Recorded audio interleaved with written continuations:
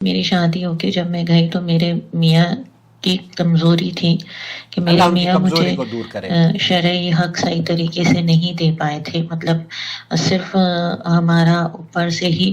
ہوتا تھا اور وہ اپنے فنگر سے مجھے مطمئن کرتے تھے۔ اور اس کے بعد 16 سال میں نے ایسے ہی گزار لیے، مطلب اس کے بعد یہ بھی نہیں ہوا، ایک سال کے بعد تو یہ بھی نہیں ہوا، پھر میں اور میرے شوہر الگ الگ رہنے لگے۔ 16 سال کے بعد میری طبیعت کچھ خراب رہنے لگی تو ڈاکٹر نے مجھے بیبی کنسیو کرنے کے لیے کہا۔ میں بہت تکلیف میں تھی اس دوران۔ ابھی نومبر کو انہوں نے اپنے بھانجے سے میرا نکاح مجھے 3 دفعہ طلاق دی میری ماں کے سامنے، اور اپنے بھانجے سے میرا نکاح کروایا۔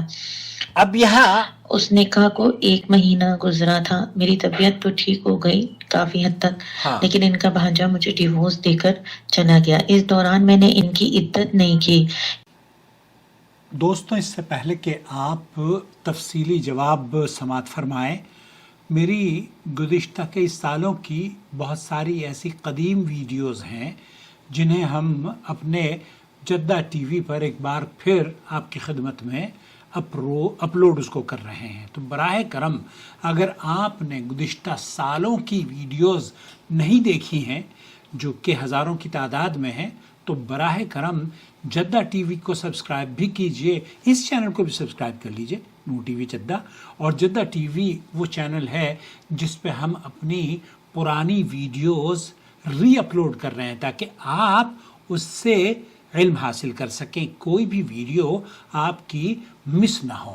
دوستوں، بھائی اور بہنوں، دیکھیے، جب کوئی شخص اپنی بیوی کو 3 طلاقیں دے دیتا ہے، پھر پہلے سے منصوبہ بندی کر کے وہ اپنی کسی دوست، کسی رشتہ دار یا بھانجے بھتیجے یا کرائے کے سانڈ سے کسی شخص سے صرف اس مقصد کے لیے اپنی بیوی کو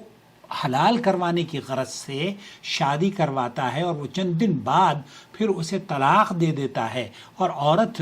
دوبارہ پہلے شوہر کے لیے حلال ہونے کے چکر میں اس کے ساتھ جاتی ہے اور اس گناہ میں برابر کا شریک ہوتی ہے، تو شریعت میں اس عمل کو، یہ جو آپ سمجھتے ہیں، جو کہ آپ کے مولویوں نے رائج کیا ہوا ہے، انڈیا پاکستان میں کاروبار بنایا ہوا ہے، اور معاف کیجئے گا، آپ اس کے ذمہ دار اس لیے ہیں، کیونکہ آپ کو بھی سکون تبھی ملتا ہے جب ان بچیوں کے ساتھ آپ زنا کروا لیں۔ معاذ اللہ، اپنی بچیوں کو زنا پر مجبور مت کریں، اپنی بہنوں کو زنا پر مجبور مت کریں۔ ان خواتین کی عزت اور آبرو کی حفاظت کی ذمہ داری یہ ہم سب کی ہے، سماج کی ذمہ داری ہے۔ اس طرح کے شریعت میں اس طرح کے عمل کو نکاح تحلیل یا عرف عامہ میں حلالہ کہا جاتا ہے۔ یہ اسلام کا حکم نہیں ہے، بلکہ اسلام کے حکم کے ساتھ کھیلنے کی ایک صورتحال بدترین صورت ہے۔ اسی لیے اللہ کے رسول صلی اللہ علیہ وسلم نے سخت وعید بھی فرمائی ہے۔ اللہ کے رسول صلی اللہ علیہ وسلم، حضرت علی رضی اللہ تعالیٰ عنہ روایت کرتے ہیں، نبی کریم صلی اللہ علیہ وسلم نے فرمایا، لعن اللہ المحلل والمحلل لہ، اللہ تعالیٰ نے حلال کرنے والے اور جس کے لیے حلالہ کیا جائے دونوں پر لعنت فرمائی ہے۔ سنن ابو داؤد 2076، صحیح ابو داؤد، امام البانی رحمۃ اللہ علیہ نے اس حدیث کو صحیح قرار دیا ہے۔ محلل وہ شخص ہوتا ہے جو عورت سے اس نیت سے نکاح کرتا ہے کہ اسے پہلے شوہر کے لیے حلال کر دے، اور محلل لہ وہ پہلا شوہر جس کے لیے یہ پورا انتظام کیا گیا ہے۔ یہ صاحب بعض مرتبہ تو پیسے بھی دیتے ہیں، اور ایک لڑکے نے مجھے کال کر کے بتایا کہ اس نے خود پیسے دیے اور چوکیدار کی طرح سے وہ اپنی بیوی کو اندر بھیج کے دروازے پر اس کا انتظار کرتا رہا۔ اسی طریقے سے بعض لوگ یہ سمجھتے ہیں اگر دوسرا نکاح ہو جائے تو عورت پہلے شوہر کے لیے حلال ہو جاتی ہے، حالانکہ یہ تصور ہی غلط ہے۔ کیوں؟ کیونکہ یہ شریعت کے منافی امور ہیں جو کہ آپ انجام دے رہے ہیں یا دلوا رہے ہیں، بلکہ حدیث سے یہ معلوم ہوتا ہے کہ پہلے سے طے شدہ حلالہ ایک ملعون عمل ہے اور یہ کوئی نیکی اور عبادت کا کام نہیں ہے۔ اللہ تعالیٰ قرآن کریم میں فرماتا ہے فَإِن طَلَّقَهَا فَلَا تَحِلُّ لَهُ حَتَّى، یہاں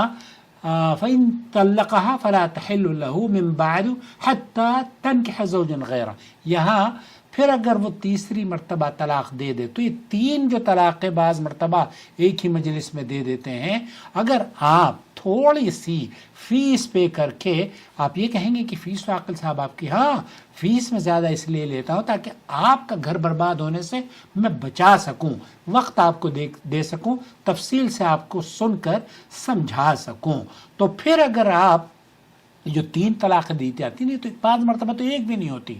حقیقت میں تو انڈیا پاکستان میں ایک بھی طلاق نہیں ہوتی ہے جو کہ مولوی کرا دیتا ہے۔ بہرحال اگر ایک طلاق ہو بھی جائے تو اس کے بعد یہ جو تین طلاقیں آپ نے کہی ہیں یہ تین طلاقیں نہیں ہیں، پہلی بات تو یہ۔ دوسری بات یہ کہ اگر تین طلاقیں ہو بھی جائے تو وہ عورت اس کے لیے حلال اس وقت تک نہیں ہوگی جب تک کہ وہ شرعی نکاح نہ کر لے۔ شرعی نکاح کیا ہے کہ آپ نکاح سے، آپ شوہر کا اس سے کوئی تعلق نہیں ہے، شوہر ولی بن کر اپنی ہی بیوی کا نکاح کرواتا ہے بے غیرت، اور اس بے غیرتی کو سرپرست بن کے انجام بھی دیتا ہے، یہ تو اس حلالے کی بدترین صورت ہے۔ اس آیت کی تشریح خود رسول اکرم صلی اللہ علیہ وسلم نے فرمائی اور واضح کر دیا کہ صرف عقد نکاح کافی نہیں بلکہ حقیقی ازدواجی تعلقات بھی قائم کرنا ضروری ہیں۔ کیوں؟ کیونکہ اللہ کے رسول صلی اللہ علیہ وسلم نے، آپ جو کہہ رہی ہیں نا کہ اس نے تو میرے اپنے پاس رکھا بھانجے نے، جب بھانجے نے پہلے تو یہ کہ یہ حلالہ کروایا تھا، یہ زناکاری تھی، اس سے آپ کا یہ گناہوں میں اضافہ ہوا ہے۔ نمبر ایک، اگر بفرض محال ہم آپ کو یہ کہتے ہیں کہ آپ نے نکاح صحیح کیا تھا تو یہ بھی جاننا بے حد ضروری ہے کہ نکاح کے بعد اب آپ کہہ رہی ہیں کہ اس نے کچھ نہیں کیا، تو جب کچھ نہیں کیا تو آپ کو پتہ ہے اللہ کے رسول صلی اللہ علیہ وسلم نے فرمایا ہے کہ جب تک کہ تم ایک دوسرے کا مزہ نہ لے لو۔ رفاع قرضی کی سابقہ بیوی رسول اکرم صلی اللہ علیہ وسلم کے پاس آئیں اور عرض کیا کہ رفاع نے مجھے آخری طلاق دے دی تھی، پھر میں نے عبد الرحمن بن زبیر سے نکاح کیا لیکن اس کے پاس تو کپڑے کے دھاگے جیسی کمزور چیز ہے۔ رسول اکرم صلی اللہ علیہ وسلم نے فرمایا کیا تم رفاع کے پاس واپس جانا چاہتی ہو؟ یا اللہ کے رسول صلی اللہ علیہ وسلم سے پوچھا یہاں تک کہ تم اس کی لذت چکھو اور وہ تمہاری لذت چکھے، یعنی کہ شوہر جو دوسرا نکاح کرتا ہے یا جو دوسرا نکاح ہوتا ہے، صحیح بخاری اور مسلم کی روایت ہے، تو جب تک کہ ہم بستری نہ ہو جائے پہلے شوہر کے لیے وہ حلال ہو ہی نہیں سکتی، نمبر ایک۔ نمبر دو، اس حدیث کا پس منظر یہ ہے کہ ایک عورت اپنے شوہر کے پاس واپس جانا چاہتی تھی لیکن دوسرا شوہر اس کے ساتھ حقیقی ازدواجی تعلق قائم نہیں کر سکا تھا۔ نبی کریم صلی اللہ علیہ وسلم نے فرما دیا کہ صرف نکاح نامہ کافی نہیں بلکہ صحیح ازدواجی تعلق ضروری ہے۔ اسی لیے تمام معتبر مذہبی جتنے بھی اسکالر ہیں اس بات پر متفق ہیں کہ محض عقد نکاح سے عورت پہلے شوہر کے لیے حلال نہیں ہوتی۔ افسوس کا مقام تو یہ ہے کہ بعض معاشروں میں حلالے کو ایک کاروبار، رسم یا وقتی حل بتا دیا گیا ہے، اور کہیں کہ مفتی ہمارے یہاں انڈیا پاکستان میں تو خاص طور پر ہی کاروبار چل رہا ہے۔ ایسے معاملات میں عورتیں شدید نفسیاتی، معاشرتی اور دینی اذیت اور مذہبی اذیت اور جسمانی اذیت کا بھی شکار ہوتی ہیں۔ بعض اوقات انہیں یہ باور کرایا جاتا ہے کہ یہ دین کا حکم ہے، لیکن عورتوں کان کھول کر سن لو، یہ حلالہ دینداری نہیں بے دینی ہے۔ یہ حلالہ نیکی نہیں بدکاری ہے۔ لہذا مسلمانوں پر واجب ہے کہ طلاق اور نکاح کے مسائل میں جذبات، رسم و رواج یا غیر مستند فتووں کے بجائے قرآن و سنت کی طرف رجوع کریں، اور اگر کسی علاقے میں منظم انداز سے حلالے کے نام پر عورتوں کا استحصال کیا جا رہا ہو تو اس کی اطلاع متعلقہ شرعی و قانونی اداروں کو دی جانی چاہیے تاکہ حکام ان کے خلاف کارروائی کریں اور اس برائی کا سدباب ہو اور لوگوں کو دین کے نام پر دھوکہ دینے سے بچایا جا سکے اور ان کی صحیح طور پر تربیت ہو سکے۔ اللہ تعالیٰ مسلمانوں کو کتاب و سنت پر صحیح عمل کی توفیق بخشے، سماج کی اصلاح فرمائے اور ان تمام رسموں اور بدعات اور خرافات سے محفوظ رکھے جو دین کے نام پر ظلم اور فساد کا سبب بنی ہوئی ہیں۔ ہمارا چینل آپ کے لیے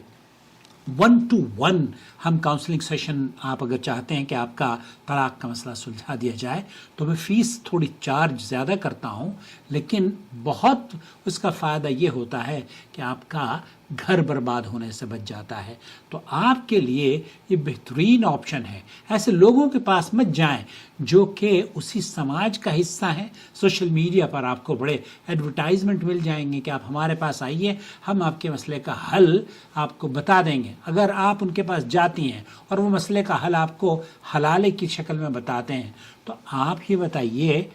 کہ یہ کیا ہے، حل بتایا ہے انہوں نے